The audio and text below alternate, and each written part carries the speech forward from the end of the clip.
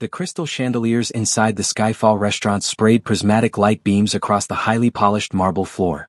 Every speck of illumination danced like tiny celestial bodies against the surrounding darkness. Daniel Reeve adjusted his collar for the third time, his reflection shimmering within the nearby wineglass. Across the table, his co-worker from the bioengineering section, Sarah Chen, smiled down at her menu. She tucked a piece of her reddish-brown hair behind her ear. "The molecular gastronomy here is supposedly unbelievable," she remarked, her tone a unique blend of professional keenness and first-aid anxiety. "They literally employ protein synthesis to engineer entirely new flavor molecules." Daniel made an effort to concentrate on her statement rather than the peculiar creeping sensation that had been traveling up his spine all evening. "It sounds like they are doing the same work in the kitchen that we do in the lab," he responded, forcing out what he hoped was a charming grin. "Although hopefully with more appetizing outcomes than my most recent experiment." Sarah gave a genuine laugh, a sound that should have relaxed him. It should have, but it didn't. The prickling feeling intensified, spreading over his shoulders as if unseen fingers were lightly marking his skin. He reached for his water glass, wishing the cool liquid could re-anchor him.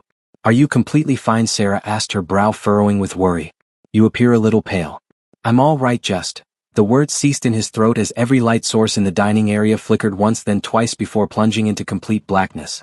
Gasps and surprised shouts erupted from nearby diners. The emergency lights were supposed to activate instantly, yet nothing happened. Even the light emanating from the metropolis visible through the panoramic windows seemed diminished, as if a thick shroud had been draped over New Kyoto itself. Sarah's voice trembled in the darkness. Before he could answer, a sound like fine fabric ripping apart tore through the air directly above them. The reinforced glass dome covering Skyfall restaurant, engineered to survive meteorite strikes and atmospheric re-entry, exploded into a million glittering slivers. Instead of raining down upon the terrified patrons, however, the fragments hovered motionless in the air, spinning gradually like a frozen star system. Through the impossible opening in the ceiling, something pure white descended. No, someone. She moved with fluid grace, her descent defying every physical law Daniel had ever studied. Long raven hair trailed behind her like ribbons of shadowy liquid, each strand appearing to catch and reflect light that simply did not exist in the darkened room. Her complexion was as light as winter moonlight, with a faint underlying luminescence that made his eyes sting to look at directly. She was wearing something that resembled either a gown or solidified starlight. It shifted and flowed with her every movement, never quite settling into a stable shape. Her feet landed softly on his table with the gentleness of a butterfly alighting on a blossom. Yet the contact was enough to send his wineglass tumbling over. The crimson liquid splattered across the white tablecloth, expanding like blood on snow for a heartbeat that seemed to last forever. She stood there perfectly balanced on the table's edge. Her eyes. My God, her eyes were the shade of fresh arterial blood, deep, rich, and impossibly alive, fixed on him with a fierceness that made his chest tighten. Then she smiled, revealing teeth that were only a fraction too sharp to be entirely human. "Who discovered you?" she whispered, her voice carrying resonant frequencies that vibrated in his very bones. Daniel's body reacted before his mind could process the event. He flinched backward, his sudden motion sending his chair crashing over. As he fell, his hand grazed the table's edge, creating a thin trail of red across his palm. The woman's nostrils flared, her whole body stiffened, her pupils widening until her eyes were almost completely black. She moved faster than thought, dropping into a crouch next to him, her face mere inches from his bleeding hand. "No," she breathed, and for the first time he detected something akin to fear in her tone. "No, no, no. Not in this way. Not here." Her tongue darted out, pink and strikingly human-like, and touched the slender line of blood on his palm. The instant it made contact, the world shattered. Daniel's perception fractured into 1,000 viewpoints. He saw himself from above, from below, from impossible angles. He saw Sarah immobilized in terror, her mouth forming a silent shriek. He saw the other diners, some hiding under tables, others staring in disbelief at the unbelievable sight. But mostly he saw her. Not just her immediate form, but echoes of her extending backward through time like reflections in adjacent mirrors. She violently pulled her head away, pressing the back of her hand to her mouth. When she looked at him again, her expression was a mix of awe and terror. "Your blood," she stated, each word precise despite the shivering in her voice. "It summoned me across 17 separate star systems. Do you comprehend what this signifies?" "I comprehend that you are completely deranged," Daniel managed, scrambling backward until his back hit the fallen chair. His palm pulsed where she had touched it, the sensation spreading up his arm like molten fire. She laughed, a sound like shattering silver bells. "Deranged perhaps, but we are bound together now, Daniel Reeve. Your blood has sealed what the universe intended. How do you know my name?" "I am aware of everything about you." She stood up to her full height, and he realized she was taller than he had initially thought, with elongated features suggesting evolution on a world with lower gravity. Molecular bioengineer 32 years old, born in Old Seattle prior to the deluges. Parents deceased, no siblings, allergic to shellfish. You dream in base form mathematical code and awaken at 3:17 a.m. every morning, although you have never questioned why. The exactness of that final detail sent a chill down his spine. He did wake at 3:17 a.m. Had for as long as he could recall, but he had never informed anyone. Had never even consciously recognized the pattern. Security is on its way. Sarah's voice pierced through his shock. She had located her phone, its display casting harsh shadows across her frightened face. I called security. The woman creature, whatever she was, tilted her head at an angle that was almost bird-like. Security, how quaint. She directed her crimson gaze at Sarah, and Daniel watched his date take an involuntary step backward. You should flee now, little human. This does not involve you. Don't you dare threaten her, Daniel growled, startling himself with the intensity of his tone. He pushed himself to his feet, ignoring the slight spinning of the room. Threaten? The woman appeared genuinely puzzled. I am saving her existence. In roughly 43 seconds others will arrive. They will not be as reserved as I am. As if her words were a prophecy, the building's emergency system abruptly roared to life. Instead of the gentle blue of standard emergency lights, however, everything was bathed in a harsh stroboscopic white. The woman cried out, lifting her arms to shield her face. Her skin, which had seemed to emit its own inner light, suddenly appeared pale and lifeless. E-frequency disruptors, she gasped, stumbling. They located us quicker than my calculations predicted.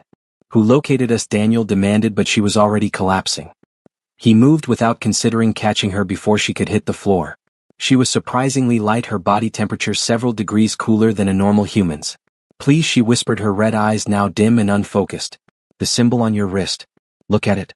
Daniel glanced down at his left wrist, expecting to see nothing but familiar skin. Instead, a symbol glowed there, a complicated design of interlocking rings and crescents that appeared to shift and change even as he observed it. It pulsed in sync with his own heartbeat, each throb sending warmth throughout his entire body. What did you do to me? Not did. Her voice was fading. What? You were always intended to become the Covenant. It's awakening. Her eyes rolled back, revealing only white, and she went completely limp in his embrace. Daniel, Sarah was instantly by his side, her fear briefly overruled by her medical instincts. She pressed her fingers to the woman's throat. Her pulse, my God, I cannot even count it. It is like a hummingbird's rapid beat. The sound of heavy boots on marble announced the arrival of restaurant security. But when Daniel looked up, the men entering through the main doors were not wearing the standard blue uniforms of Skyfall's security team. These individuals were dressed in form-fitting black attire that seemed to absorb light, their faces concealed behind masks that showed no features except for glowing green eyepieces. Step away from the subject, one of them ordered, his voice artificially modified to an inhuman bass. By order of the Xenobiological Containment Division, you are all under immediate quarantine. I have never heard of any xenobiological. Sarah's objection was abruptly silenced when one of the armored personnel lifted what appeared to be a modified medical scanner. A focused beam of sapphire light enveloped her, and she collapsed immediately like a marionette whose strings had been severed. Sarah. Daniel attempted to move, but the weight of the unconscious woman in his embrace pinned him down. She is unharmed, the leading figure stated. Only a neural suspension is active. She will regain consciousness in approximately 6 hours with a memory void and a fabricated tale of food poisoning. You, however, he paused, tilting his head, the emerald eyepieces focusing on Daniel with unsettling mechanical precision.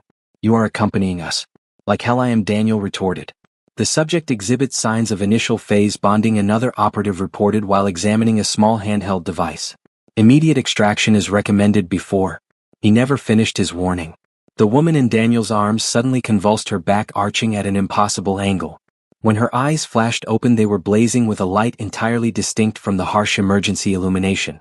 Mine, she snarled, her voice producing resonant frequencies that caused the nearby windows to fracture. She moved with the fluidity of molten quicksilver, effortlessly slipping out of Daniel's grasp and landing on her feet in a single unbroken movement. The first security agent did not have time to even emit a sound before she was upon him. Her hand pierced his chest armor as if it were mere parchment. She withdrew something that crackled and writhed with electrical energy and crushed it between her fingers. The operative fell to the floor, his suit immediately going dark and inert. Dravani. One of the remaining agents yelled. It's a full-blood Dravani. Retreat. She spun around, her hair lashing out in an arc that instantaneously solidified in motion as sharp as any blade. 2 additional operatives crashed to the ground, their suits sparking and failing. The remaining figures opened fire with specialized weapons that launched not bullets but a type of condensed energy, leaving purple ghost images in Daniel's vision. The woman, the Dravani, whatever the term implied, danced through the barrage with superhuman grace. Where the energy bolts struck the floor or walls, they created smoking impact craters. One projectile passed close enough to Daniel that he felt the intense heat of its trajectory, causing every hair on his body to stand on end. Valeria. A new voice echoed through the restaurant, seemingly emanating from every shadow simultaneously. Enough playing games, little princess. You realize you cannot shield him permanently. The woman Valeria froze mid-action. Her face, which had been a mask of intense predatory concentration, suddenly showed an emotion Daniel had not anticipated. Terror. Thane, she whispered.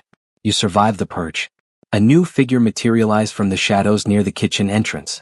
Unlike the security personnel, this individual wore no armor, only a simple black tailored suit, looking more suitable for a boardroom than a firefight. He was tall, perhaps 7 feet, with the same elongated physical proportions as Valeria. His skin was a deeper tone than hers, a rich bronze that appeared to shimmer and shift like living metal. But it was his eyes that sent a chill through Daniel's blood. They were jet black, entirely black, with no discernible pupil, iris, or sclera. Did you honestly believe you could conceal him from us? Thane stepped over the unconscious form of a diner without glancing down. The final bearer of the Covenant bloodline, the vital component for our people's redemption or our annihilation. He is not a weapon for your conflict, Thane. Valeria positioned herself between Thane and Daniel. The ancient customs are obsolete. The Empire is dead. We must discover a new path. The Empire is gone because we permitted the bloodlines to weaken. Thane's voice carried the weight of absolute certainty. Because we interbred with lesser species, diluting what made us deities among the stars. But him, his terrifying black eyes fixed on Daniel. He is pure, untainted. The ancient generators will recognize his blood. Daniel's mind was reeling, struggling to process information that was utterly nonsensical. Bloodlines generators? He was a molecular bioengineer from Seattle. His parents were teachers. There was nothing exceptional about his blood beyond a slightly elevated white cell count. You are all deranged, he stated, surprised, his voice remaining steady. I do not know who or what you believe I am, but show him, Valeria, Thane commanded. Show him what courses through his veins. Or have you fallen so far that you would keep him ignorant until the awakening tears him apart? Valeria's shoulders tensed. Without turning, she spoke to Daniel. I'm sorry. I intended to introduce this gradually to give you time to adjust, but time is a luxury we have just forfeited. She spun to face him, moving with that liquid grace, and pressed her palm against his forehead. The world shattered. Daniel was no longer in the restaurant. He was standing in a massive chamber constructed from something that was neither quite metal nor quite organic. The walls pulsated with their own inner illumination, and the floor responded to his footsteps with ripples of color. Before him stretched endless rows of cylindrical containers, each holding a figure suspended in luminous fluid. The preservation chambers, a voice beside him said. He turned to see Valeria, but she was different. This iteration wore elaborate robes seemingly woven from captured stellar nurseries, her hair adorned with a crown of living crystal. This is where our people slumber through the millennia, waiting for the cosmos to be prepared for our return. This is not reality, Daniel insisted. But even as the words left his mouth, he knew it was a lie. This place felt more real than his entire life up to this moment. Reality is a matter of perspective. Valeria moved to one of the chambers, placing her hand on its surface. The fluid inside cleared, revealing a man who looked exactly like Daniel but seemed to be sculpted from starlight and dreams. Your ancestor. Your genuine ancestor. The one who carried the Covenant in his blood. The one who could communicate with the world-building machines. I am human, Daniel protested.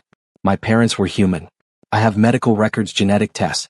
All fabricated. She turned to him, and in this place of memory and vision, her eyes held depths of sadness that seemed boundless. Your genetic lineage was secreted among humanity following the downfall, protected, waiting. The markers were dispersed across your DNA, invisible to your primitive sequencing. But when you attained maturity, when the time was right, they began to recombine.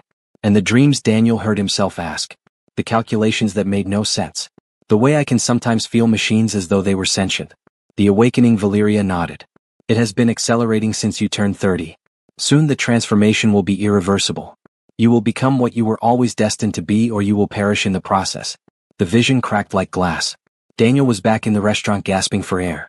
His skin felt too constricting, as if something vast and alien inside was attempting to force its way out. The mark on his wrist was blazing with a light that hurt to look at. Magnificent, Thane breathed. Already the Covenant is responding to him. Imagine what he will evolve into with appropriate mentorship. Your mentorship leads to genocide, Valeria snarled. You would use him to activate the ancient weaponry to burn every world that refuses to submit to Dravani supremacy. And you would allow our people to vanish into obscurity. Thane took a step closer and Daniel felt the air itself grow heavy with overwhelming tension. We are dying, Valeria. Our birth rates decline with every cycle. Our progeny are born weaker, less connected to the source. He is our salvation. I will not permit you to possess him. Then you will perish alongside him. The ensuing battle moved too swiftly for Daniel's eyes to follow accurately. Valeria and Thane were reduced to streaks of motion, their conflict resembling a natural disaster more than a physical fight. Where they made contact, reality seemed to bend and tear. The very atmosphere screamed. Daniel scrambled backward, attempting to avoid the destruction. His hand located Sarah's unconscious form and he dragged her behind an upturned table. She was breathing steadily, at least, although her skin felt cold and clammy. A crash that sounded like thunder made him look up. Valeria had been hurled into the bar, shattering bottles and mirrors in a burst of glass and liquor. She struggled to stand. Silvery blood was flowing from a gash on her forehead. Thane approached slowly, savoring his advantage. You have become feeble, little princess. Too much time among the humans has made you forget your true nature. I remember exactly what I am. Valeria's hand closed around a shard of mirror. I am the one who chose affection over authority. She moved even faster than before, the mirror shard leaving a streak of light in the air. Thane recoiled, but not quickly enough. The makeshift weapon sliced a line across his chest and from the cut darkness poured out like smoke. Thane's scream shook the foundation of the building. He clutched the wound, his form flickering between solid and something else, something painful to behold. You would employ iron against your own kind, he gasped. You have truly fallen. Daniel looked at the shard in Valeria's hand. It was simply mirror glass, wasn't it? But as he stared, he saw it differently. It was not merely reflecting light, but somehow containing it, concentrating it into a form that beings like Thane could not withstand. Run, Valeria gasped, her eyes fixed on Thane. He is summoning reinforcements. The extraction team. They will transport you to their facility. Attempt to force the awakening. You must run. I'm not abandoning you. She turned to him then, and her smile was equally fierce and sorrowful. My brave, foolish mate. You do not yet grasp what you are to me, what you are to all of us. But you will. She pressed something into his hand. A small device that felt warm to the touch. My blood recognizes yours. When you are prepared, when you need me, bleed on this and call my name. I will locate you across any distance. Valeria, go. She forcefully shoved him hard enough to send him staggering toward the emergency exit. Live, Daniel Reeve. Live, and remember what you have witnessed. The universe is so much stranger than your science has taught you. And you are going to reshape it all. More figures were materializing from the shadows.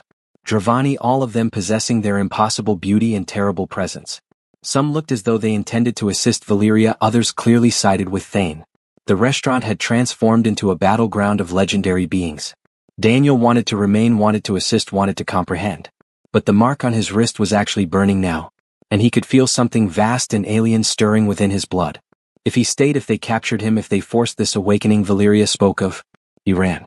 Behind him he heard Valeria's voice raised in what might have been a battle cry or a song in the Dravani language. Perhaps there was no distinction. The sound followed him out into the new Kyoto night, where the city's neon glow seemed pale and washed out compared to the fire now blazing in his veins. 3 blocks later he finally halted, his lungs burning, his legs shaking. The mark on his wrist had dimmed to a faint luminescence, but he could still feel its presence, a constant reminder that his life as he had known it was over. The device Valeria had placed in his grasp radiated a gentle warmth. He lifted it toward the light, observing the etched symbols that appeared to flicker and transform like living entities. In the distance, sirens wailed, police, fire, and medical services all converging on Skyfall restaurant. But Daniel knew they would discover nothing. Whatever the Dravani were, they were not the kind to leave human evidence. Sarah would regain consciousness with a fabricated story of food poisoning. The other diners would share similar accounts, perhaps mass hysteria or a gas leak. The world would continue its rotation, oblivious to the fact that creatures from beyond the stars walked among them. Except Daniel now knew. The understanding was like a hot ember in his mind, incinerating everything he had once believed to be true. He was not entirely human. His blood held something ancient and potent. And somewhere in the city behind him, an alien woman who claimed they were bonded was engaging in combat with her own kind to protect him. He should have been paralyzed by fear. Should have been in total denial. Should have been doing anything other than what he was currently doing. Standing on a street corner, examining the device in his palm and wondering what would happen if he uttered her name. The mark on his wrist pulsed once, as if in response to his thoughts. And within that pulse he perceived something else. Not his own emotion, but hers. Valeria. She was wounded but alive, and beneath the pain was a fierce joy that he had escaped. We are mated now, she had declared. At the time it sounded like the rambling of a stunning lunatic. But now feeling her emotions like an echo within his chest, Daniel began to comprehend that the universe was far stranger and more magnificent than he had ever conceived. He placed the device in his pocket and started moving. He had no destination. No plan other than to stay ahead of whoever might be tracking him. But one thing was certain. His ordinary life was finished. The question now was what kind of life would replace it. Above the stars gazed down with what might have been anticipation. And deep within his blood something ancient stirred and whispered soon. Daniel's apartment had never seemed so confined. He paced the length of his home laboratory past shelves filled with biosynthesizers and molecular scanners, equipment that now felt primitive compared to what he had witnessed at Skyfall. The mark on his wrist had settled into a steady throbbing like a second heartbeat that refused to be ignored. Through the reinforced windows, New Kyoto stretched out in its dazzling neon splendor. Somewhere out there Valeria was either fighting for her survival or searching for him. The device she had given him rested on his workbench, its alien presence seemingly mocking him. A soft low groan from the decontamination chamber made him turn. He had discovered her unconscious 3 blocks from his building, collapsed in an alley with silver blood staining the pavement beneath her. Against every rational instinct he had brought her here. She stirred on the medical cot, her eyelids fluttering. Even wounded and unconscious, she was impossibly beautiful, though Daniel now understood that beauty was just one facet of what the Dravani were. Hunters, perhaps celestial beings, perhaps something for which humanity had no adequate terminology. Her eyes flashed open. Crimson irises instantly locked onto his face. You did not run far enough. You are welcome for the effort to save your life, Daniel replied, checking the readings on his medical scanner. Her vital signs were unlike anything in human medical literature. 3 distinct cardiac rhythms, blood oxygen levels that should have been fatal, and neural activity on spectra his equipment could not properly measure. I do not require saving. She attempted to sit up, then gasped as the movement pulled at her wounds. I need you to depart. They will trace me here. Thane will not relent. Not when you are so close to awakening. Regarding that, Daniel pulled up a chair, maintaining what he hoped was a safe distance. I demand answers, genuine ones, starting with what in the hell you people are and why you believe I am one of you. Valeria studied him for a long moment. Show me your lab results. The ones from your company's Lumen project. How do you know about? He stopped himself. Of course she knew. She had known he woke up at 3:17 a.m. every day. Those files are restricted. Daniel, she spoke his name like a prayer and a curse combined. I have crossed 17 star systems to find you. I have betrayed my own house, incurred a death sentence from the Sovereign Council. Do you truly believe your corporate security holds any significance for me? Fair assessment. Daniel moved to his secure terminal, inputting his biometric credentials. The Lumen files spread across the holographic display. Years of research into synthetic DNA structures that could adapt and self-evolve in real time. We thought we were creating programmable genetics, he explained, watching her expression as she reviewed the data. A method to cure any ailment, enhance human capability, perhaps even prolong life indefinitely. You thought? Valeria laughed, but there was no trace of humor in the sound. Your corporate masters were perfectly aware of their actions. Look, she gestured, and the holographic display responded to her movement, rearranging itself into new configurations. This is not synthetic. It is restored. They are reconstructing something that already existed. The pattern she revealed made Daniel's breath catch. He had stared at this data for 3 years, but seeing it arranged this way, it is not random. It is a language. The biocode of my species. She swung her legs off the cot, moving with careful precision. Every Dravani carries it within their cells. Instructions for abilities your science would label impossible. Tissue regeneration, energy manipulation, quantum consciousness transfer. That is preposterous. The laws of physics are more malleable than your species has discovered. She approached the display, her fingers dancing through the holograms. Where she touched, the data transformed, revealing hidden layers of complexity. Your physicists view the universe as static and mechanical. We learned long ago that reality is more akin to music. It can be conducted, harmonized, and reshaped by those who understand the appropriate frequencies. Daniel observed the transformations with growing discomfort. The patterns she unveiled were not merely complex. They were beautiful, almost alive, and worse, they felt familiar, like something he had seen in his dreams. This is what is in my blood, he whispered.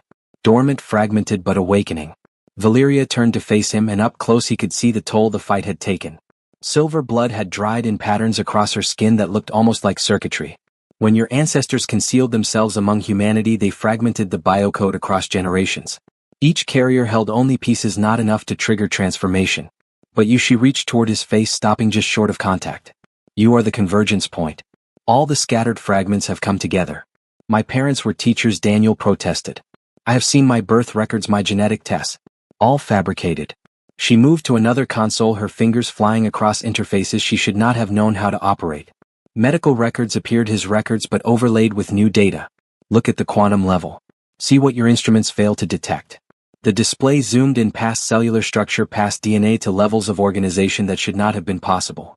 There, woven between the familiar double helix, were structures that made his scientific mind reel. Triple and quadruple helixes that existed in higher dimensions, folding through space in ways that were painful to comprehend. This is impossible. This is evolution. Valeria pulled up another display, star charts, but none he recognized.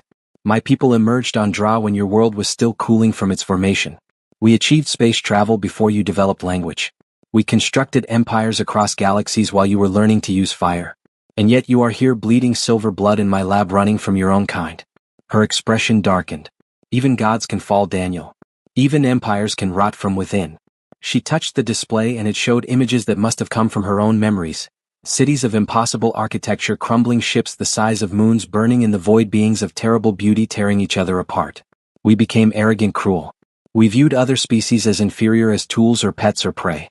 The universe itself turned against us. So you fled here to Earth. Some fled, some concealed themselves, some, she looked at him with those crimson eyes. Some attempted to preserve the best of us. Your bloodline carries more than just our power, Daniel. It carries our hope for redemption. A sharp chime from his security system cut through the conversation. The perimeter alarms were activating. Movement in the corridor outside approaching rapidly. They have found us. Valeria moved with liquid grace to the window, peering out into the night. A full extraction team. We have minutes at best. We need to call the police and tell them what? That aliens are invading your apartment. She was already moving, gathering equipment with practiced efficiency. Your authorities cannot assist, you cannot even perceive what is coming to human eyes. Thane's team will be invisible. Then what do? You learn. She gripped his shoulders, her touch sending electricity through his nervous system. The awakening is coming. Whether you are ready or not, I can teach you to control it, to survive it. Or you can let them capture you, force the process, and use you as a weapon in wars you cannot even imagine. The building shook. Not an earthquake, but something else, something that made reality hiccup. Through the window, Daniel saw figures climbing the building's exterior, defying gravity with casual ease. Decide now, Valeria urged. Trust me and live, or trust your human skepticism and become a tool for monsters. It was not really a choice. Daniel nodded and she smiled, a fierce, wild expression that transformed her face from beautiful to terrifying. Then we descend. She moved to what appeared to be a blank wall, pressing her hand against it. The wall shimmered and revealed a passage he had never known existed. Every Dravani safe house has escape routes. Your apartment was prepared long before you moved in. My apartment is a safe house. Did you think locating this place was coincidence? The perfect space for your lab, the reinforced walls, the isolation. She pulled him into the passage. We have been monitoring your bloodline for generations, preparing for this moment. The passage spiraled downward, lit by phosphorescent strips that responded to their presence. Behind them, Daniel heard his apartment door explode inward. Heavy footsteps, voices speaking in harmonics that made his teeth ache. What language is that? Hydrani, the tongue of command. Valeria moved faster, pulling him along. Do not listen too closely.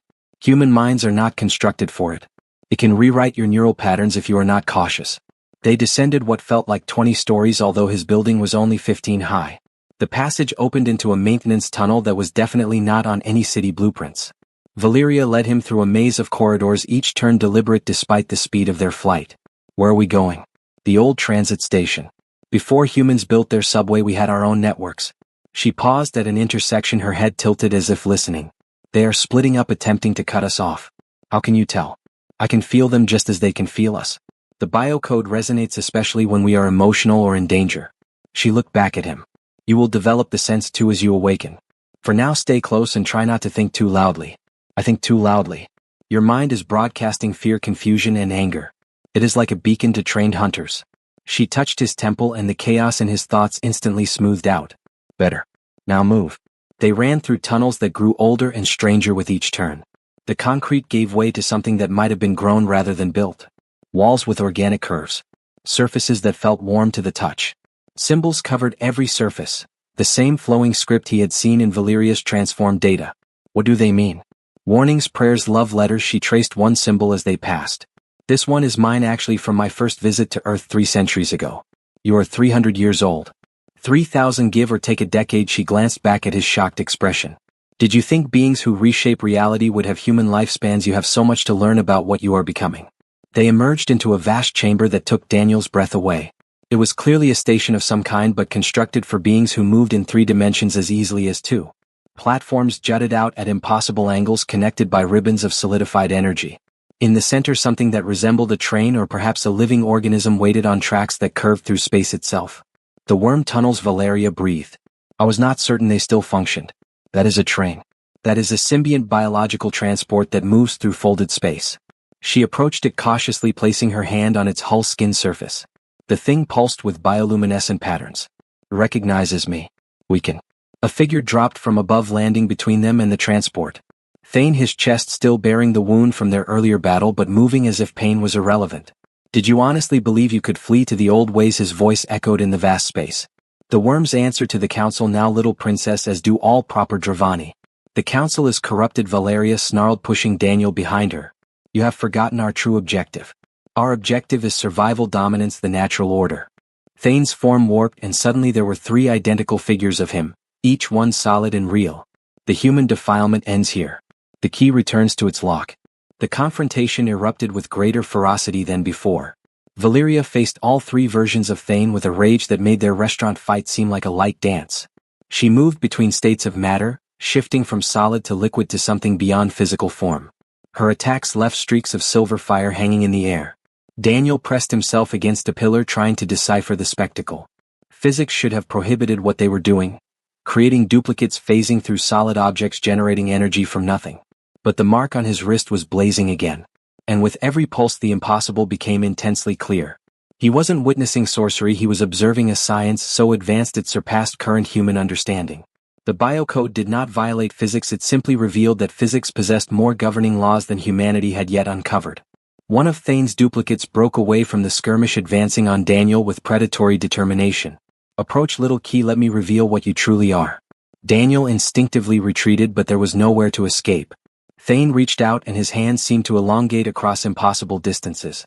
The moment those fingers contacted Daniel's forehead, the world burst into sensation. He was back in the memory palace, but this time without Valeria's gentle guidance. Thane's presence was like a raging tempest, tearing through Daniel's consciousness with brutal efficiency. Images flooded his mind. The Dravani Empire at its zenith, worlds reshaped on a whim, species elevated or eradicated based on nothing more than aesthetic criteria. This is your birthright, Thane's voice echoed through the vision. This is the power that courses in your veins. Why cling to humanity when you could be a deity? Daniel saw a vision of his transformed self. Skin like liquid starlight, eyes that could perceive across dimensions, hands that could reach into the quantum foam and extract miracles. He saw worlds prostrating before him. Saw the fundamental forces of the cosmos bending to his will. No. The refusal originated from a place deeper than conscious thought. That is not power. That is corruption. Corruption. Thane's laughter sounded like shattering glass. Do you presume to judge us, you who have existed as an insect for 30 years? I have lived as someone who creates, not destroys. Daniel focused on his own memories. Late nights in the lab, the satisfaction of solving a complex puzzle, the pure joy of discovery. That is what genuine power is. The vision shattered and he was back in the station. Thane stumbled backward, his hand smoking where it had contacted Daniel's skin. Impossible.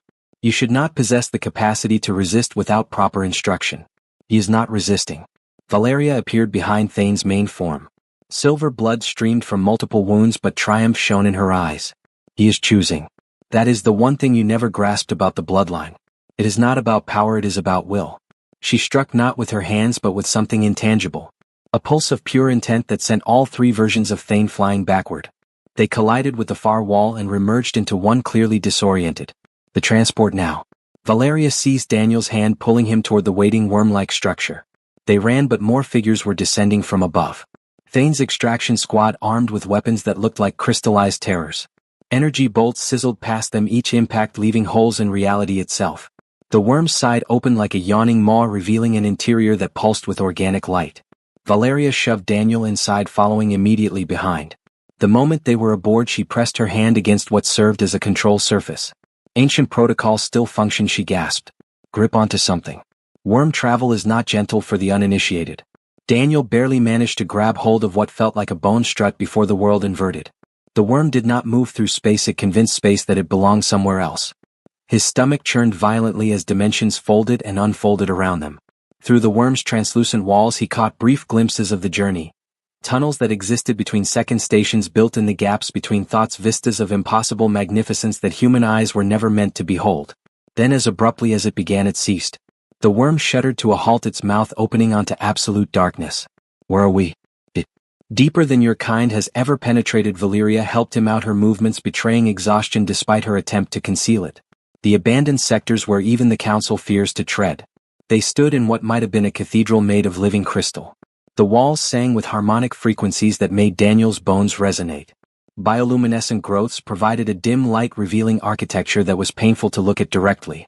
We can rest here, Valeria said, leading him toward what looked like a meditation alcove. Plan our next move. I need to teach you control before. She collapsed mid-sentence. Daniel caught her, alarmed by how cold her skin had become. The silver blood was still seeping from her wounds, and now that adrenaline no longer fueled them, he could see the severity of her injuries. You require medical attention. I need. Her voice was faint. The resonance, the connection. Without it, Dravani healing slows. What connection? What do you need? She looked up at him with those crimson eyes now dim with pain. The bond, but you are not prepared. The awakening has not progressed enough. Then make it progress. He made the decision without thinking. Whatever you need to do to heal, do it. You do not comprehend. Forcing the awakening could kill you, or worse, leave you trapped between states neither human nor Dravani. And letting you perish is better. Daniel positioned himself beside her, taking her hand. It felt like holding ice. You burst into my life, upended everything, forced me to doubt reality itself. You do not get to die now and abandon me with unanswered questions. Despite her condition, she smiled. Such a human thing to say, demanding answers from the universe. Then give me unhuman answers. Show me what I need to see. She studied his face for a long moment, then nodded. The first lesson of the awakening. Reality is consensus. What enough minds believe becomes truth. Close your eyes and believe with me. Daniel closed his eyes. Valeria's hand tightened on his, and suddenly he could feel her. Not just her physical body, but something deeper. Her biocode singing to his frequencies, attempting to align but not quite matching. They feel the resonance, she whispered. Your blood remembers even if your mind does not. We danced among stars before your world was formed. We sang planets into existence. Remember. And impossibly he did. Not specific memories but echoes. Flying through nebulae on wings of light, shaping matter with thought alone, loving with an intensity that burned across centuries. The mark on his wrist flared, and suddenly the frequencies aligned. A wave of power flooded through him, not violent or overwhelming but warm and familiar, like coming home after an endless journey. He felt his consciousness expand, touching dimensions he had not known existed. Through their connection he sensed Valeria's injuries beginning to mend, her biocode drawing strength from his. When he opened his eyes, the world had irrevocably changed.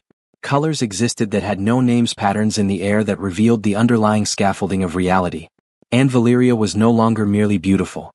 She was radiant, her true nature visible to his enhanced perception. Welcome to the awakening, she said, her voice now strong. Now the real journey begins outside this crystalline sanctuary. Daniel could feel them. Dozens of Dravani minds searching, hunting. Thane had not surrendered. If anything, what they had done had intensified the situation. A partially awakened key was even more valuable than a dormant one. But for now, in this single moment, Daniel did not care. He was holding the hand of an alien vampire princess who had ruined his date. And somehow that felt like exactly where he was meant to be. The universe, it turned out, had a twisted sense of humor. The Oxenal Tower ascended from the ruins of old Tokyo like a monument to humanity's darkest hour. Even from miles away, its twisted spire dominated the skyline. Metal and concrete were fused into shapes that defied architectural sense. The closer Daniel and Valeria advanced, the more wrong everything felt. Gravity pulled at unnatural angles. Shadows fell upward, and the air tasted of copper and ozone. And this is where it occurred, Valeria said softly, her hand finding his as they stood at the edge of the exclusion zone. First contact or first conflict, depending on whose version of history you accept. Daniel stared at the warning signs in 17 languages. The automated defense turrets that tracked any movement. The dead zone where not even weeds could grow. They informed us it was a reactor meltdown, he recalled. Experimental fusion gone wrong. The humans are exceptionally skilled at self-deception. She stepped over the barrier with effortless grace, and the turrets swiveled to track her. A pulse of something from her hand, and they powered down. Your governments could not admit they had provoked a reaction from beings they could not comprehend. Easier to blame science than acknowledge a greater universe. The trip toward the tower was surreal. Reality became progressively unstable the deeper they ventured into the zone. Daniel saw buildings that existed in multiple states concurrently, whole and ruined, new and ancient, present and absent. His enhanced perception, still raw from the awakening, struggled to process the contradictions. What caused this? Fear, Valeria responded. When Dravani technology meets human terror, reality fractures. Your species' collective subconscious is remarkably potent. When a sufficient number of you believe something intensely enough, it imposes itself on the quantum foam. She gestured toward a street that seemed to loop back on itself. 10,000 people perished here in panic.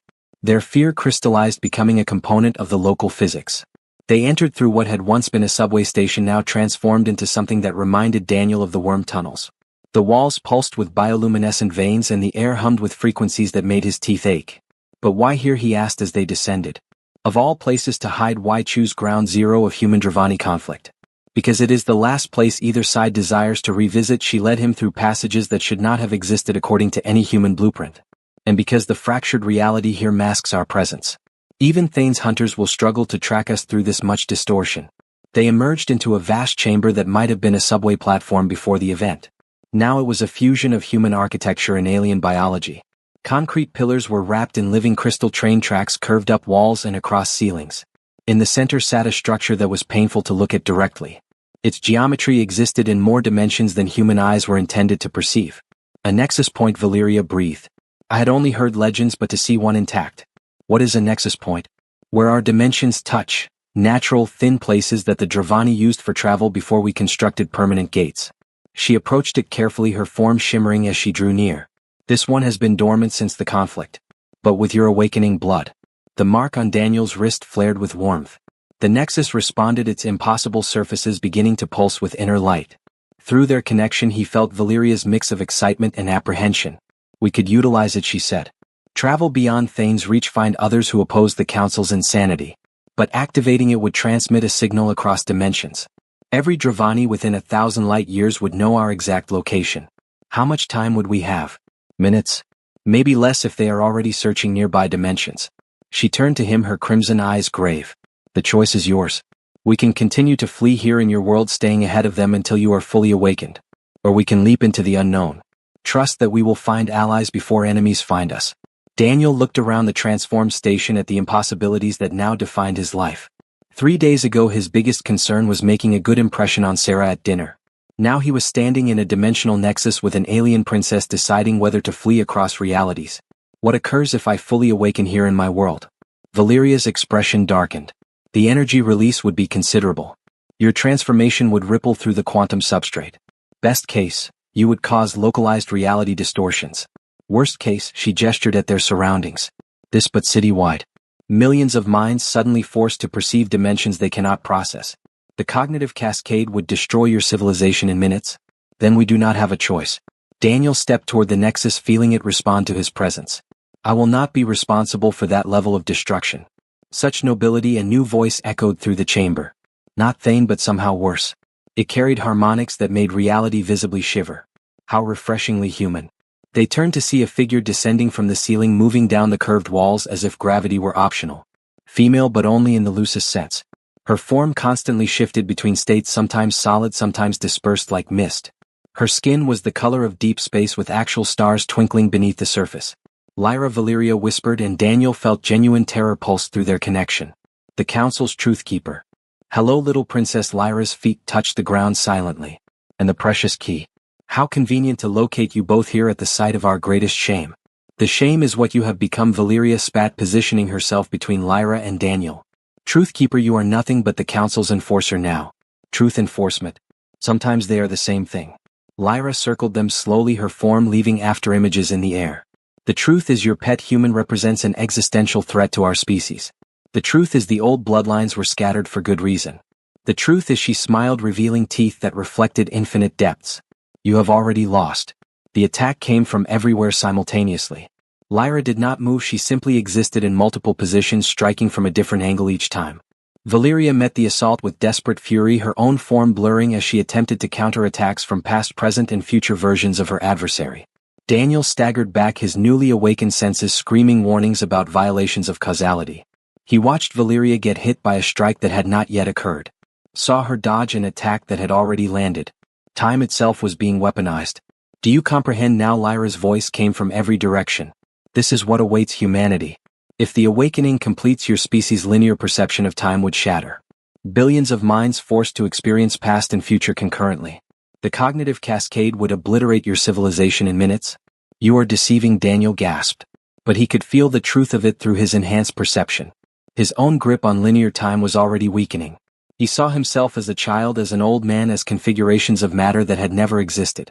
The Council does not desire your demise, Daniel Reeve. Lyra paused her assault, leaving Valeria gasping on the ground, silver blood pooling beneath her.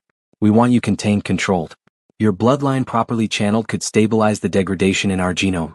Random awakening would destroy 2 civilizations. As if you care about humanity, Valeria struggled to rise. You would harvest him like a resource. A preferable outcome to allowing him to detonate like a dimensional bomb. Lyra's attention fixed on Daniel. Surrender willingly. We will manage your transformation, minimize the damage. You could live centuries, see wonders beyond imagination. All we require is your cooperation. Daniel felt the weight of the choice. Through his connection to Valeria, he sensed her desperate rejection of Lyra's offer, but also her inability to deny the core logic. His uncontrolled awakening would cause devastation. But trusting the Council meant becoming their tool, their breeding stock for a dying race. There is another option, he said quietly. Both women turned to him, Lyra's shifting face showing curiosity, Valeria's expressing alarm. The Nexus. He moved toward the dimensional confluence, feeling it respond to his presence. You claimed it links to other dimensions, Daniel asserted. What if I finalize the awakening right there, in the space between realities? Impossible, Lyra instantly retorted. The void between dimensions would either tear you apart or reduce you to pure madness. The idea suddenly crystallized in Daniel's mind, drawn from knowledge he didn't recall acquiring. The original Dravani, before they became what you are, they ascended through the void, didn't they? That is how they first attained their abilities. Valeria's eyes widened. The progenitor myth. But that's merely a legend, isn't it? Daniel touched the Nexus and instantly felt the immense emptiness beyond. It wasn't empty of matter, but empty of boundaries, of limitation. Your entire species is founded on surpassing physical laws. Why not surpass them further? Because everyone who has attempted it has either died or gone insane. Lyra's form solidified, taking a battle-ready posture. I will not permit you to attempt suicide by void key. The Council requires you intact. The Council needs to evolve. Daniel's hand pressed against the Nexus surface and reality began to ripple outward from the point of contact. You have grown stagnant, desperate, and cruel. Perhaps it's time for something entirely new.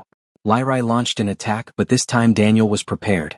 The partial awakening surged through him, allowing him to perceive the temporal strands Lyra was manipulating. He moved not where he currently was, but where he needed to be, allowing causality to flow around him like water. His fist connected with her solar plexus, not in the present, but in the precise fraction of a second where all her temporal echoes converged. The impact sent her hurtling backward, her form fragmenting into a dozen different time streams. Impossible.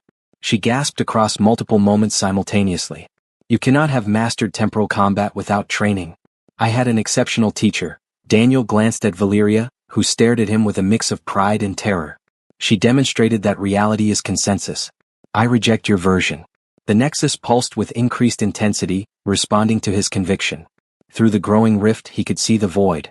Not darkness but unlight, not emptiness but infinite and terrifying potential. Daniel, no. Valeria struggled to her feet. Lyra is correct about one thing. The void shows no mercy. If you enter there, then accompany me. He extended his hand to her. You declared we are bonded, that our blood recognizes itself across any distance. Prove it. Trust that our connection will endure even in the space between spaces. She looked at his extended hand, then at Lyra, who was painstakingly pulling her scattered timeline back together. More figures were materializing at the chamber's entrances. Thane's hunters, drawn by the Nexus activation. You beautiful, impossible fool, Valeria whispered. Then louder, I have lived 3,000 years adhering to the rules of physics and politics. Perhaps it is time to embrace insanity. She took his hand. The instant their fingers interlaced, the Nexus erupted, not with light or sound but with absence. A sphere of non-being expanded, swallowing everything it touched. Daniel saw Lyra's eyes widen with genuine fear before the void claimed her. He saw Thane appear at the entrance, his mouth open in a shout that would never reach them. Then they were falling, except there was no down to fall toward. The void enveloped them, stripping away the comforting illusions of solid matter and linear time. Daniel felt his consciousness scatter across infinite possibilities, held together only by his connection to Valeria. Hold fast to me, her voice echoed in his mind. Concentrate on us. On what we are together. Let everything else dissolve. He attempted to, but the void showed him everything. Every choice that led to this moment, every branching path. He saw versions of himself who had never met Valeria, who had lived and died ordinary lives. He saw timelines where humanity and Dravani had achieved peace, and others where they had mutually annihilated each other. It's too much, he gasped, feeling his sense of self begin to disintegrate. Then be more, Valeria's presence enveloped him, not physically but essentially. You sought to transcend limits. This is what that signifies. Not losing yourself but choosing which self to become. In the infinite chaos of the void, Daniel achieved a moment of absolute clarity. He was Daniel Reeve, molecular bioengineer. He was the last carrier of an ancient bloodline. He was human and Dravani and something entirely new. All of these were true. He chose to be all of them. The awakening struck like a supernova. Power surged through him, not the raw force that Thane had promised but understanding. He saw how DNA was merely one manifestation of a deeper pattern. Saw how consciousness could reshape matter because matter was just consciousness pretending to be solid.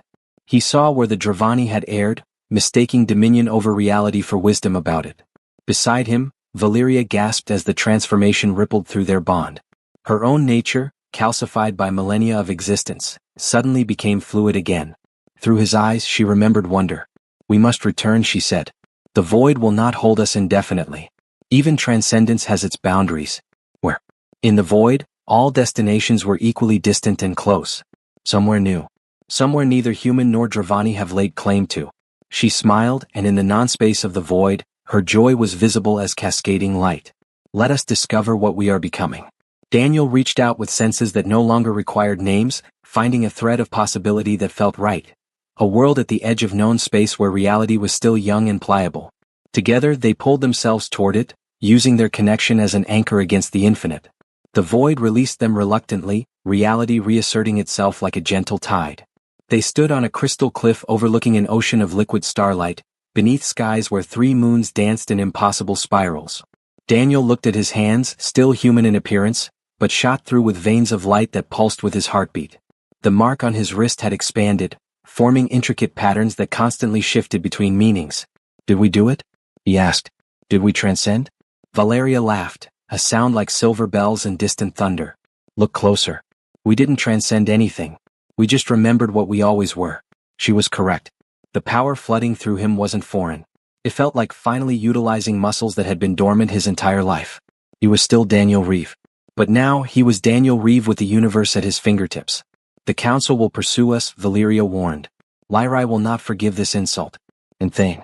Let them come, Daniel pulled her close, marveling at how natural the gesture felt, despite all the changes. We are not running anymore. We are not concealing ourselves. If they desire a conflict between the old and the new, between stagnation and growth, then we will give them evolution. Valeria finished, her crimson eyes ablaze with possibility. Above them, the 3 moons pulsed in sequence as if welcoming them home. And in the distance Daniel could feel it. Other minds awakening.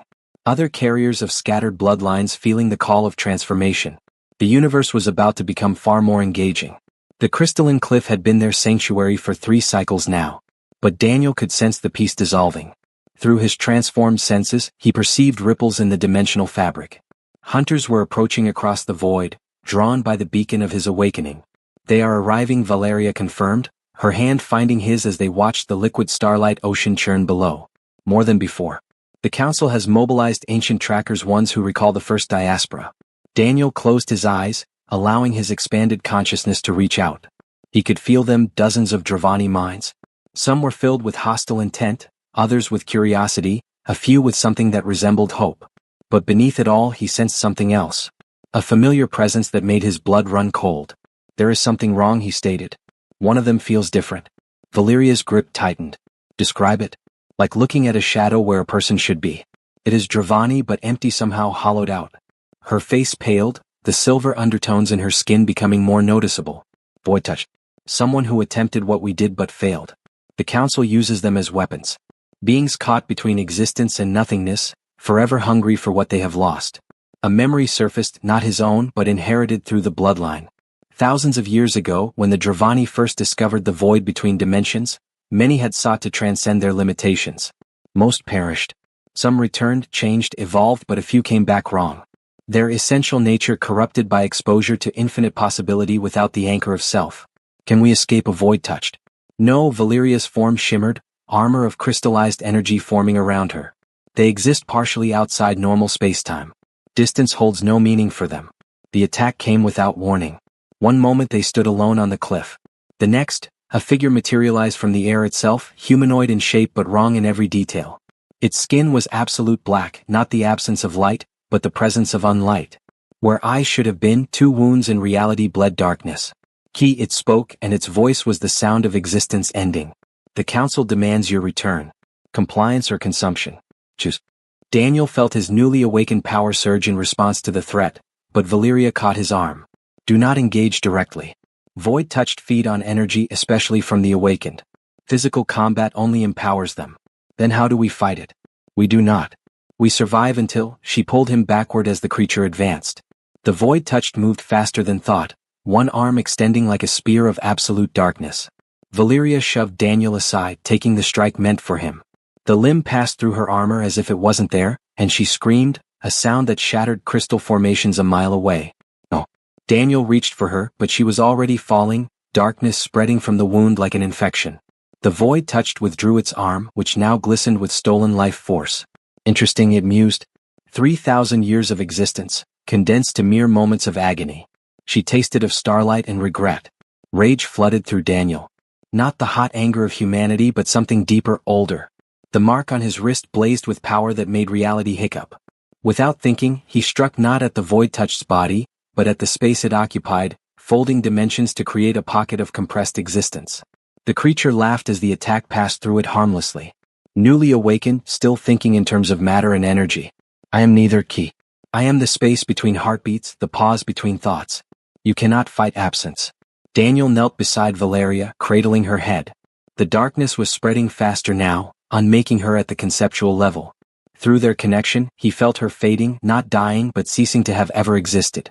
Please, he whispered. Tell me how to save you. Her eyes, dimming from crimson to pink to gray, found his. She gasped, the void touched forgot who they were. Reminded of self. Her form dissolved completely, leaving only a faint impression in the crystalline ground where she had fallen. Daniel stared at the empty space, feeling their connection snap like a severed nerve. The absence hit harder than any physical blow. Gone, the void touched observed.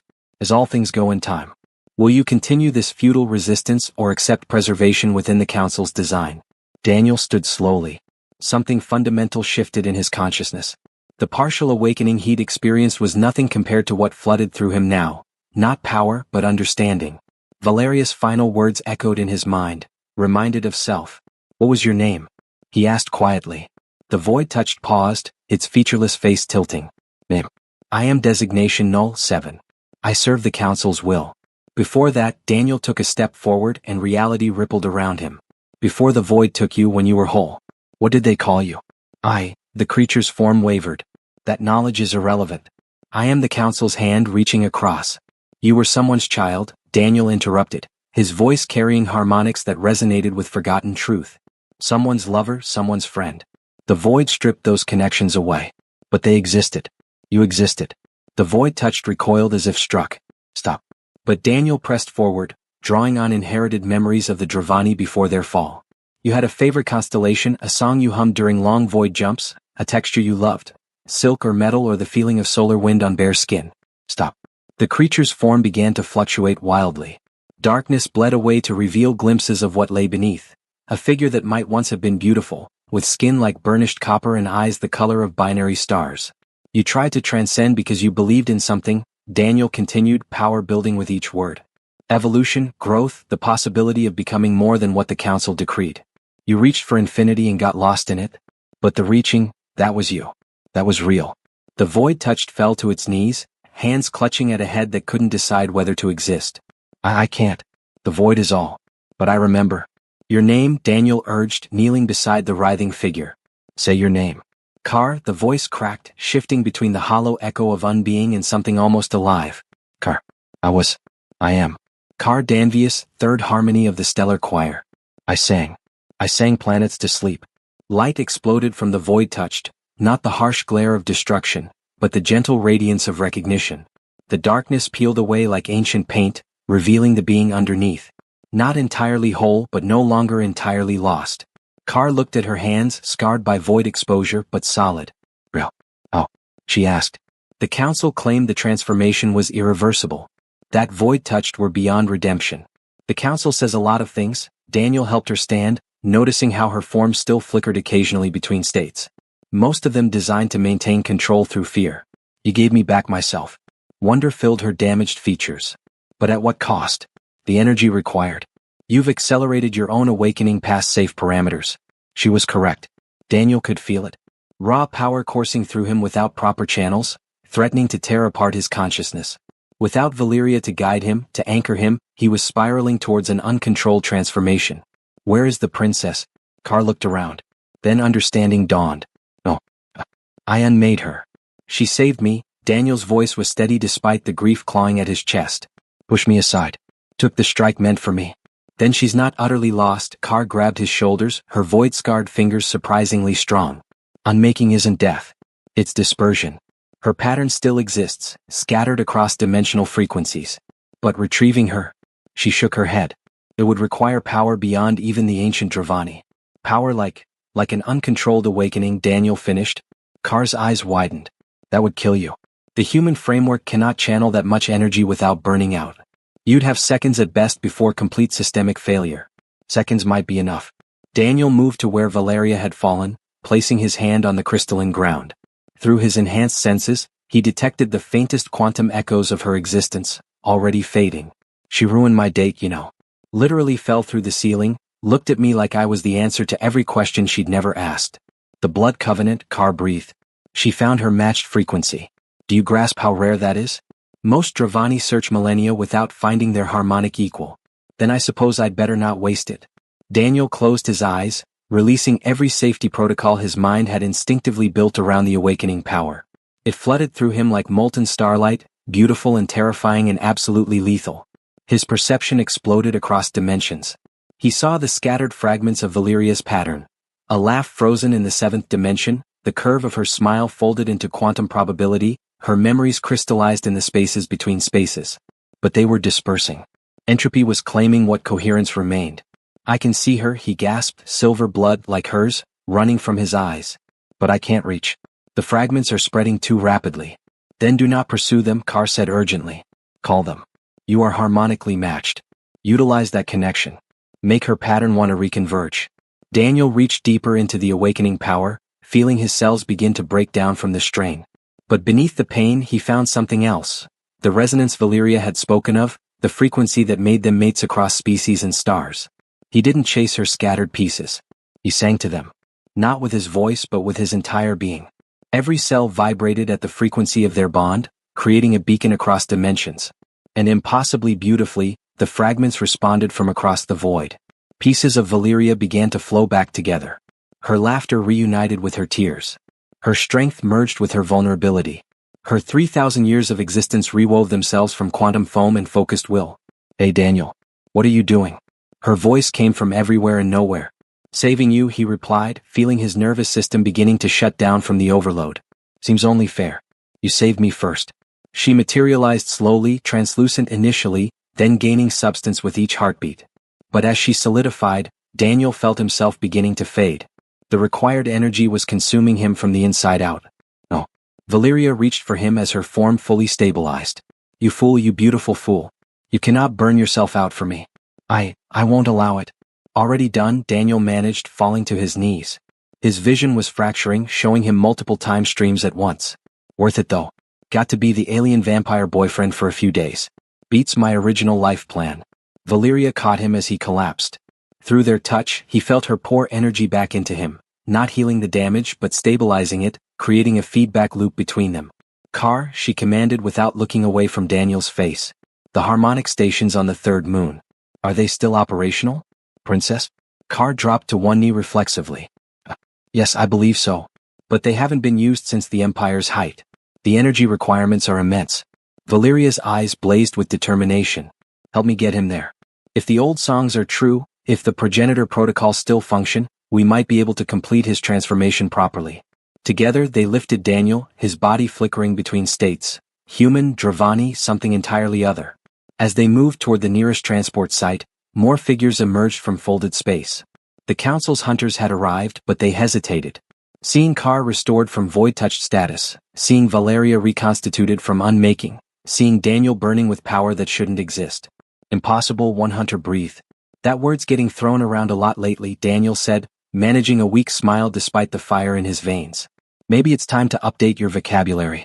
Thane materialized at the group's forefront, his perfect features marred by something that might have been uncertainty. What have you done? Evolution, Valeria replied, supporting Daniel's weight. Natural selection. The universe choosing adaptation over stagnation. Stand aside, Thane. This is bigger than council politics now. The council. The council feared change so much they created void-touched as weapons. Carr interrupted, standing straighter than she had in centuries.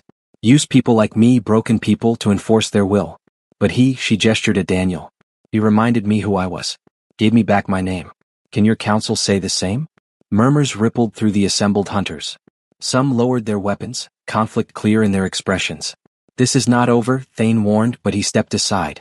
The council will demand answers. The old bloodline awakening uncontrolled. Not uncontrolled, Daniel corrected, his voice gaining strength as Valeria's energy stabilized his systems. Unplanned. There's a difference. Your council made plans for millennia. And where did it lead? Stagnation, fear, void-touched slaves, and scattered bloodlines. He stood straighter, power still coursing through him but no longer consuming. Maybe it's time to try improvisation. They passed through the ranks of hunters unopposed, though Daniel felt their stares following them. At the transport platform, Valeria input coordinates with practiced efficiency. The harmonic stations, she explained as reality folded around them. Where the first Dravani learned to sing matter into new configurations. If anywhere can stabilize your transformation, it's there. And if it can't, she smiled, sad and beautiful and fierce. Then we'll improvise.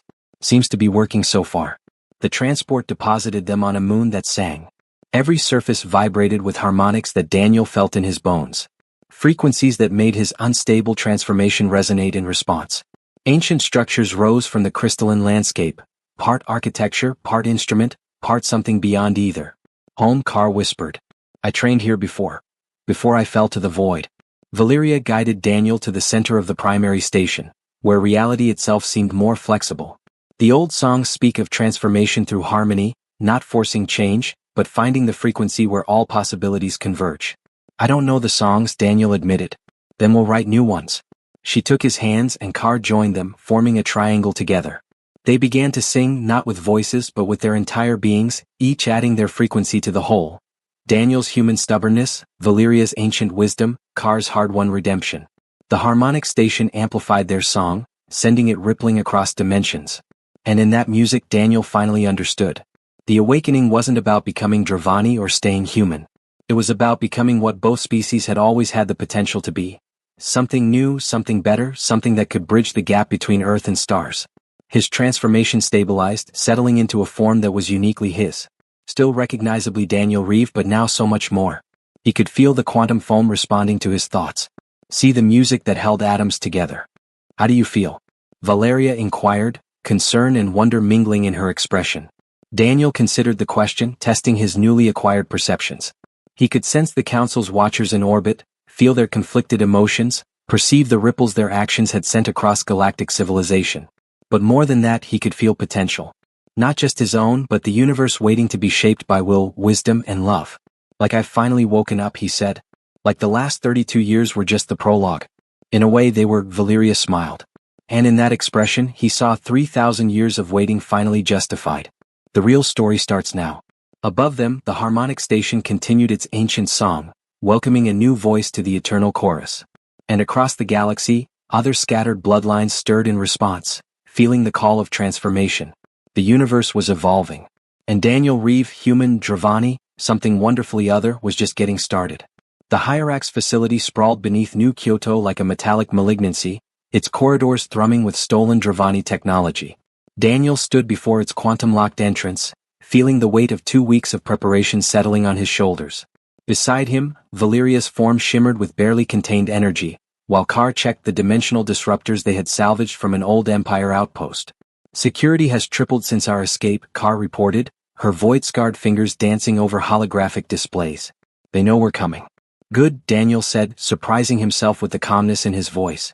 I want them to know. I want them to understand that hiding behind corporate facades and stolen tech won't protect them anymore. Through his transformed senses, he could feel the facility's true nature. Not just laboratories and server farms, but a massive biodata processor utilizing fragments of Dravani DNA to fuel experiments that violated both human and alien ethics. At its heart, he sensed something worse. Other awakened humans captured and dissected to comprehend the transformation process. The Council's hunters are moving into position, Valeria warned. They're using Hyrax as bait, hoping to capture you when you attempt rescue. Then we give them what they expect. Daniel touched the mark on his wrist, now a complex mandala of shifting light. But not how they expected. The plan was elegant in its chaos. Carr would phase through the dimensional barriers, disrupting their quantum locks from the inside. Valeria would engage the Council hunters, drawing them away from the main facility. And Daniel would walk straight through the front door. You are insane, Valeria said, though fondness colored her words. 3 weeks ago, you were a molecular bioengineer afraid of his own potential. Now you're assaulting a fortified position held by 2 different species' military forces. You're a bad influence, Daniel replied, managing a smile. Ready? They moved simultaneously. Carr simply ceased to exist in normal space, sliding between dimensions like smoke through a keyhole. Valeria launched herself skyward, her form blazing with silver fire that immediately drew every hunter's attention. And Daniel approached the main entrance, each step resonating with harmonics that made reality shiver. The automated defenses activated, plasma turrets, gravity mines, cognitive scramblers designed to shatter consciousness. Daniel walked through them all, not dodging or deflecting, but simply existing in frequencies they couldn't touch. The security doors, reinforced with stolen Dravani alloys, parted like water before him. Inside, chaos reigned. Alarms blared in 17 languages. Scientists fled in panic, and security forces in power armor took defensive positions. Daniel ignored them all, following the pull of awakening blood toward the facility's heart. Stand down. A familiar voice echoed through the corridors. Director Harrison emerged from a secured elevator, flanked by guards whose armor flickered with void-touched modifications. Mr. Reeve, I'd hoped we could discuss this as civilized beings. Civilized? Daniel gestured at the facility around them. You're torturing people. Humans and Dravani both, trying to weaponize a natural process you don't understand. We understand enough, Harrison adjusted his tie, a nervous gesture that betrayed his calm facade. The awakening represents unprecedented opportunity. Imagine human ambition combined with Dravani capability. We could reshape the galaxy into what? Another empire built on exploitation? Daniel felt his anger building, power crackling along his skin. I've seen where that path leads. The Dravani tried it for millennia. It nearly destroyed them. Because they lacked human innovation, Harrison insisted. Our species' greatest strength is adaptation. We take what others create and improve it. The Dravani stagnated because they thought they'd reached perfection. We know better. Through the walls, Daniel sensed Carr's progress. Systems failing in cascade as she disrupted their quantum architecture. Soon, the containment protocols would fail, but Harrison didn't seem concerned, and that worried Daniel. You're stalling, Daniel realized. What? Harrison's smile turned predatory. Because you're already too late. The Crimson Pulse protocol has been activated. In approximately 10 minutes, every human on Earth with dormant Dravani markers will begin transformation simultaneously. Daniel's blood ran cold. Billions of minds forced through awakening without preparation or guidance. That's genocide. The cognitive cascade alone, it will kill 90% of them. Agreed. But the survivors will be magnificent, Harrison said. A new hybrid species shaped by necessity rather than chance. Evolution through catastrophe. It's how humanity has always advanced. You're insane. I'm practical. Harrison gestured to the guards, who raised weapons that hummed with unnatural energy. Surrender now. Let us study your successful transformation, and perhaps we can minimize casualties. Resist, and Earth burns while you watch. Daniel closed his eyes, reaching out with senses that spanned dimensions. He could feel it, the Crimson Pulse building in the facility's core, a corrupted version of the awakening resonance that would shatter unprepared minds. But he could also feel something else. Valeria fighting 3 council hunters at once. Carr nearing the central processor. And deep beneath the facility? You made one mistake, Daniel said, opening eyes that now burned with stellar fire. You assumed I came here alone. The floor exploded upward, revealing a passage that shouldn't have existed. From it emerged figures Daniel had only sensed before. Other awakened humans, freed by Carr's systematic destruction of containment protocols. They moved with newfound grace, power still raw but definitely present. Impossible, Harrison breathed. The containment fields were designed for Dravani or humans. Not whatever we're becoming, one of the escaped awakened said. She looked young, maybe 20, with eyes that shifted through every color of the spectrum. The guards opened fire, but the awakened moved in perfect synchronization, some phasing through attacks, others deflecting them with gestures that bent local physics. Daniel pushed past the chaos, heading for the facility's core. Harrison tried to follow, but the escaped prisoners had other ideas. The core chamber was a nightmare of fused biology and technology. At its center sat a massive crystalline structure, part computer, part organism, all abomination. It pulsed with sick light, each beat sending the crimson pulse signal stronger into Earth's quantum field. Magnificent, isn't it? Director Harrison's voice came from speakers around the room. He'd somehow escaped the awakened. Touch the dreams that guided evolution, Valeria asked, concern and wonder mingling in her expression. Daniel pondered the question, testing his new perceptions. He could sense the Council's watchers in orbit, feel their conflicted emotions, perceive the ripples their actions had sent across galactic civilization. But more than that, he could feel potential. Not just his own, but the universe waiting to be shaped by will, wisdom, and love. Like I've finally woken up, he said. Like the last 32 years were just the prologue. In a way they were, Valeria smiled. And in that expression, he saw 3,000 years of waiting finally justified. The real story starts now. Above them, the harmonic station continued its ancient song, welcoming a new voice to the eternal chorus. And across the galaxy, other scattered bloodlines stirred in response, feeling the call of transformation. The universe was evolving.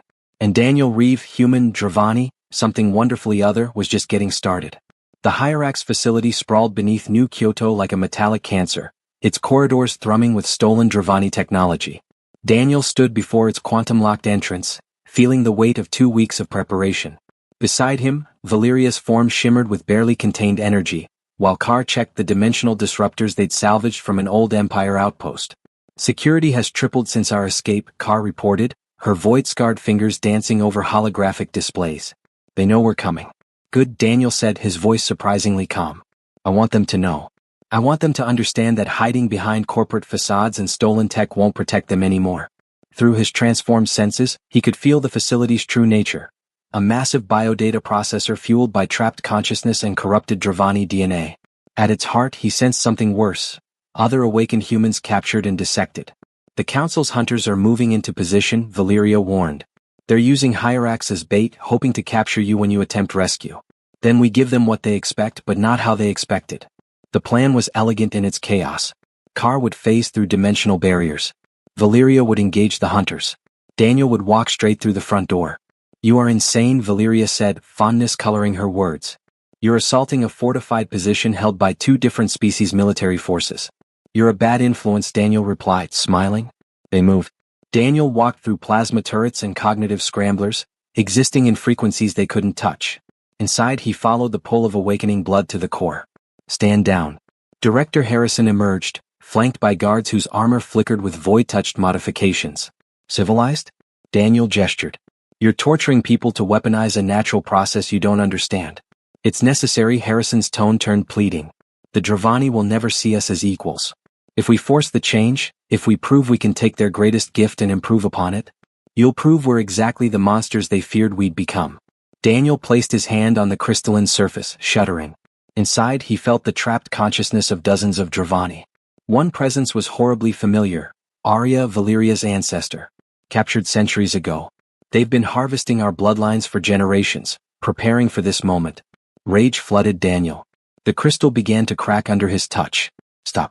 Harrison's voice turned desperate. If you destroy it now, the partial signal will still propagate.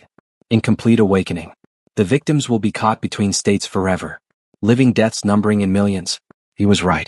Daniel felt the crimson pulse already spreading. Simply destroying the transmitter would doom countless innocents. There's another way. Carr materialized beside him, her form still flickering. Redirect the signal. Not to force awakening, but to prepare for it. Give their minds time to adapt. That would take more power than even the crystal contains, Daniel said, but his mind was already racing.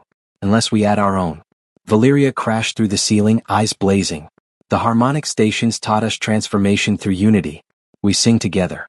Reshape the pulse into something beneficial. 3 voices against a planetary signal. The mathematics don't work. 4 voices, the awakened woman from earlier said, entering with the other escaped prisoners. 5, 6, 20. More figures filled the chamber. You woke us up, gave us back ourselves. Let us return the favor. Form a circle.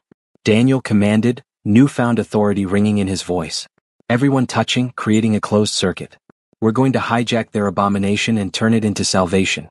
They arranged themselves around the corrupt crystal, hands clasped, power flowing between them.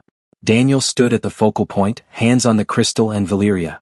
On my mark, he said, feeling the crimson pulse building. We don't fight the signal, we transform it. Ready?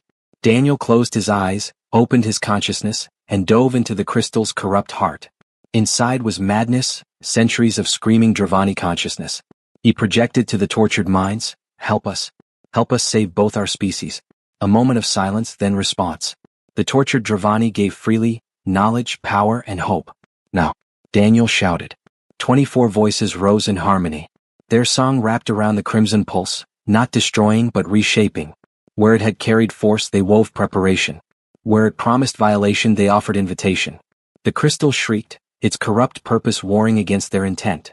Kar's form began to discorporate under the strain. Then we sing louder. Valeria's grip tightened. All of us, every awakened mind across the planet, call them. Daniel reached out, sending their song across dimensions. Answers came. Voices joined theirs from safe houses and secret gatherings. The crimson pulse shuddered, twisted, and finally transformed. Instead of forced awakening, it carried gentle preparation. When you're ready, if you choose, this is possible. The crystal exploded in a shower of light. When the light faded, the abomination was gone, leaving only a crater lined with peculiar flowers growing from seeds of transformed possibility. We changed it, Daniel corrected, exhaustion hitting him. But this is just the beginning. Hyrax will rebuild. The Council will respond. And Earth now knows it's not alone, not in the universe and not in its evolution. Then we'd better be ready to guide them, Valeria said, supporting his weight. Harrison escaped, Carr reported. Let him run, Daniel decided. He'll surface again and we'll be ready. For now, he looked at the gathered awakened, we have work to do. They left as the sun rose over New Kyoto. You know, Daniel said, this isn't how I expected things to go when you crashed my date. Valeria laughed. Disappointed?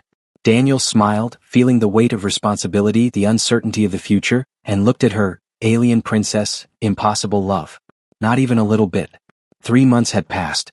The converted observatory atop Mount Ashida was their command center, monitoring quantum fluctuations across the globe. Jakarta cluster is stabilizing, Carr reported. The local awakened have formed a support network. Melbourne's having problems, Valeria added. Fear-based reactions from the unchanged population. 3 awakened were attacked yesterday. We need to move faster on integration protocols, Daniel decided, feeling the strain of constant travel and mediation. A proximity alarm shattered his brooding. Through the enhanced sensors, he detected a massive dimensional disturbance approaching Earth. A council fleet, Carr breathed, paling. Full diplomatic convoy, and they're not hiding anymore. The main screen showed ships that defied conventional design. At the convoy's heart hung a vessel of impossible beauty, its hull singing harmonics. The sovereign throne, Valeria whispered. They've sent the emperor himself. The observatory filled with silver light. When it faded, 3 figures stood in their command center. The third, Emperor Lysander Vordran, looked like starlight given form, his skin showing the cosmos swirling beneath its surface, his voice carrying the weight of eons. Daniel Reeve, the awakened key who refused his lock, you've caused quite a disturbance in the cosmic order. Daniel stepped forward, Valeria's hand on his arm in warning. Emperor, I'd say it's an honor, but I'm not sure it is. Lysander smiled, an expression both terrible and beautiful. Honest. How refreshingly human. Do you know why I've come personally? To drag me before the council? To punish us for interrupting your plans? To witness. The Emperor moved to the holographic displays. For the first time in 10,000 years, something new has emerged. Not Dravani, not human, but a fusion that shouldn't be possible. You've broken laws we thought absolute. We broke nothing, Valeria interjected, finding courage despite millennia of ingrained deference. We revealed that your laws were always limited. The universe is bigger than even the Dravani understood. Lysander turned his ancient gaze on Valeria. Little princess who chose love over duty. Your parents weep, believing you lost to corruption. Then their tears are wasted, Valeria retorted. I've never been more myself than I am now. The Emperor studied her, then returned his attention to Daniel. The council is divided. Some want you eliminated as a threat to stability. Others see you as salvation for our dying race. I came to judge for myself what you are. I'm neither, Daniel said firmly. I'm not a threat unless you make me one. And I'm not anyone's salvation. I'm just someone who refused to let fear dictate the future. Just. Lysander laughed, a sound like solar winds through crystal canyons. You've awakened without losing your humanity. Transformed our princess without diminishing her power. Redeemed a void-touched thought lost forever. Just, is not a word that applies to you. A new alarm sounded, signaling a dimensional breach. On the screens, a distinctly human ship appeared, Hyrax car identified. They've built their own dimensional craft. The ship disgorged fighters, human pilots augmented with corrupted Dravani tech. Fascinating, Lysander mused as explosions bloomed against his fleet shields. They attack a diplomatic convoy. Either very brave or very foolish. They're desperate, Daniel realized. Harrison knows that official contact makes his vision impossible. He needs conflict to justify his methods. The Emperor's guards tensed, but Lysander raised a hand. Oh, let's see how the hybrid responds to threat. Was a test. Daniel understood immediately. The Emperor wanted to see if Earth's Awakened would defend the Dravani, proving the transformation had created unity. Valeria, Carr, coordinate with the global network. I want every Awakened who can help linked into our response. Daniel moved to the controls. We're going to show both sides what cooperation looks like. The battle became the first true fusion of human and Dravani capabilities. Awakened across the globe linked their consciousness, creating a distributed defense network that adapted in real time. Where Hyrax forces struck with stolen power, the Awakened responded with harmonized purpose. Daniel found himself at the center of the maelstrom, his consciousness split across 100 perspectives. He guided shields that turned aggressive energy into healing light. Impressive, Lysander commented. Your people fight like a single organism with 1,000,000 hearts. Because that's what we're becoming, Daniel replied. Not your empire reborn or humanity ascended, but something new that chooses cooperation over domination. The tide turned when the corrupted technology began to break down the pilots' minds. They're killing themselves, Valeria said with horror. Without thinking, Daniel reached out through the quantum field, touching the mind of one failing pilot. Martinez? He wrapped the fragmenting consciousness in harmonics that soothed. Other Awakened joined in. Across the battle, Hyrax pilots were faced with a choice. Mental dissolution or help from their supposed enemies. One by one they chose survival. Extraordinary, Lysander breathed. You're healing your enemies mid-battle. No Dravani emperor in history would have conceived of such tactics. Because you always thought in terms of victory or defeat, Daniel said. We think in terms of growth. The remaining Hyrax forces retreated. You've won more than a battle, Lysander said. You've demonstrated that our species can be more together than apart. The Council will have no choice but to acknowledge this. Will they? Valeria challenged. Or will they see it as proof that humanity corrupts Dravani purity? Some will, the Emperor admitted. But others will see what I see, evolution in action. The universe choosing adaptation over extinction. He turned to Daniel. You asked why I came. To witness the birth of something that might save us all. Save you from what? What could threaten the Dravani Empire? Lysander's expression darkened. Ourselves. We've turned inward, feeding on our own tail like the mythical Abros. Birth rates plummet, creativity withers, and we cling to past glory. But this hybrid vigor, this could break our death spiral. It's not guaranteed, Daniel warned. We could fail. The fear and prejudice on both sides runs deep. Of course you could fail. That's what makes it interesting. The Emperor smiled. The Council meets in 7 days to decide Earth's fate, protectorate, partnership, or pruning. I invite you to speak. Me? A partially awakened human addressing the Sovereign Council? You and whomever you choose to bring. Show them what you showed me. Remind them that evolution requires risk. And if they choose pruning? The Emperor paused mid-fade, suddenly solid and terrible again. Then you'll face the combined might of a 1,000,000-year-old empire. But somehow, his gaze fixed on Daniel, I don't think it will come to that. The universe seems to have chosen its champion. Try not to disappoint it. He vanished. The Sovereign Council, Carr said into the silence. No hybrid has ever addressed them. No human has ever even seen the council chambers. A first time for everything, Daniel replied, confidence partly facade. We'll need to prepare, Valeria said. Select representatives who embody the best of both species. Show them unity without uniformity. Martinez, Daniel said suddenly. The pilot I helped transition, he should come. A symbol of transformation, of choosing growth over conflict. Daniel moved to the communications array. We need 12 representatives, human, Dravani, and hybrid. Young and old, newly awakened in ancient wisdom. A cross-section of what we're becoming. I can feel them, Daniel interrupted later, his voice soft with wonder. All of them. Every awakened mind like a star in my consciousness. When did that happen? When you chose to save rather than destroy, Valeria replied. You've become a genuine bridge between worlds. He pulled her close. How does one address immortal aliens without sounding like an idiot? With honesty, she said, is the one thing we never learned to fake. Be yourself, the impossible hybrid who refused to fit anyone's plan. Show them that chaos can be beautiful. 7 days to convince an ancient empire to embrace change. 7 days to prove that evolution's next step was worth the risk. The real challenge was just beginning.